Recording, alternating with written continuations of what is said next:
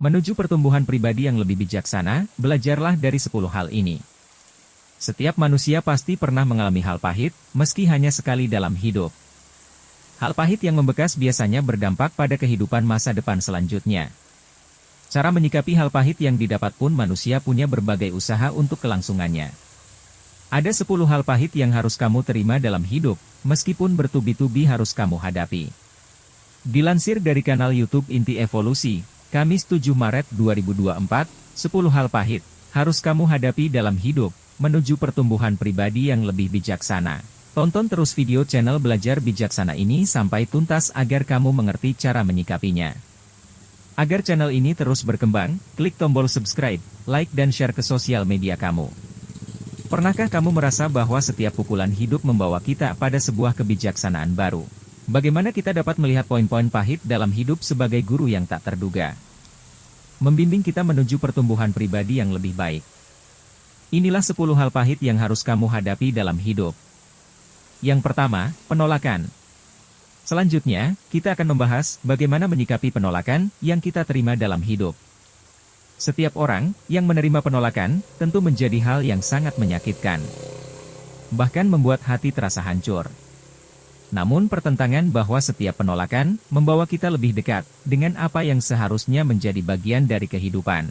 Untuk menghadapi penolakan, jangan melihatnya sebagai kegagalan pribadi. Gunakan sebagai dorongan untuk meningkatkan diri dan mencari peluang baru. Terkadang, apa yang kita inginkan tidak selalu sejalan dengan rencana Tuhan atau rencana kehidupan kita. Bersiaplah menghadapi penolakan, karena bisa jadi itu adalah jalan kamu mendapatkan hidup yang lebih baik. Yang kedua, kegagalan. Kegagalan seringkali dianggap sebagai hantu yang menakutkan. Tetapi sebenarnya, kegagalan adalah bagian yang tak terpisahkan dari perjalanan menuju kesuksesan. Kegagalan bukanlah akhir dari segalanya, melainkan awal dari pembelajaran yang berharga pada setiap orang. Mendapatkan kegagalan sebenarnya sebagai ujian dan sebuah kesempatan untuk kita dapat melihat sejauh mana kita bersedia bertahan dan tumbuh. Meski pernah merasakan pahitnya kegagalan, namun tidak membuat kita menyerah pada suatu pencapaian yang luar biasa. Yang ketiga, kehilangan.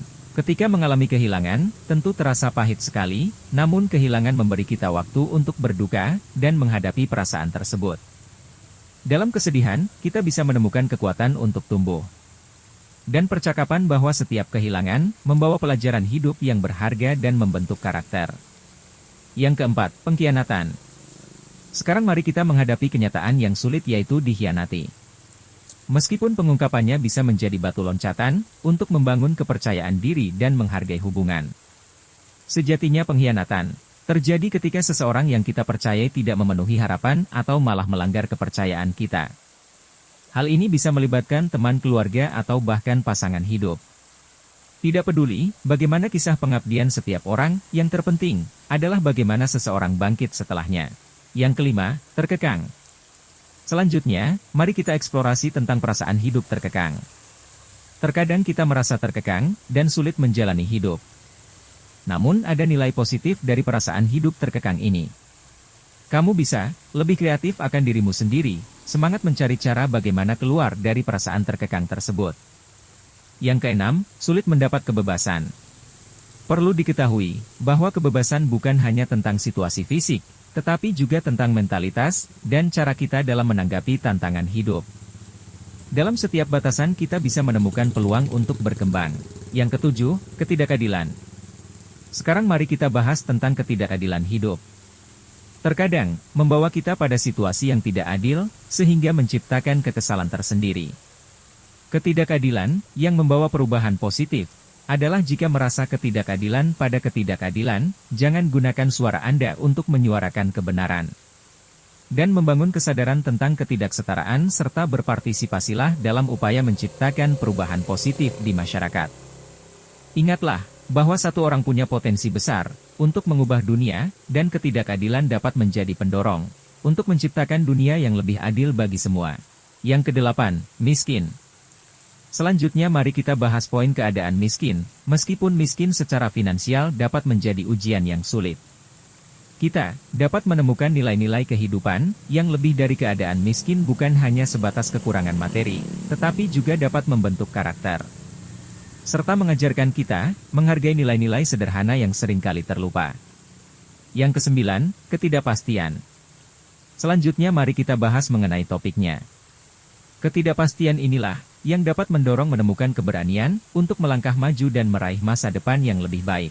Ketidakpastian merupakan kenyataan hidup yang tidak bisa dihindari. Meskipun terasa menakutkan, kita dapat memanfaatkan cahaya ini sebagai peluang untuk mengembangkan ketahanan dan kematian. Kesepuluh, kerap mengalami sakit.